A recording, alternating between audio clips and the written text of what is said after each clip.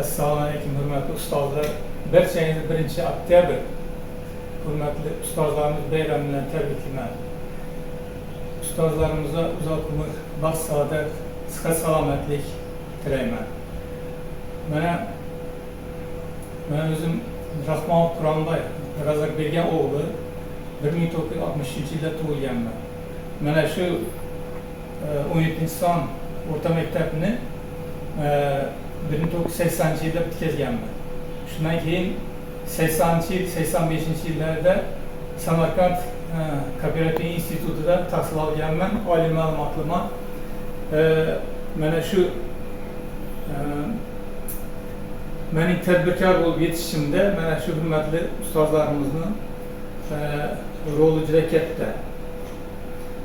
Men hayotda o'z o'rnimni topishimda shu ustozlarning roli katta.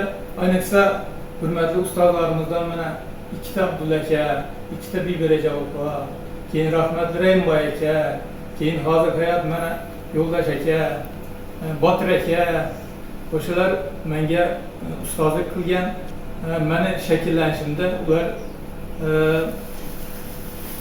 juda katta menga yordam berishgan. Men ularga uzoq umr, baxt, saodat, butun boshli sulolasiga 1000 yillik baxtlar tilayman.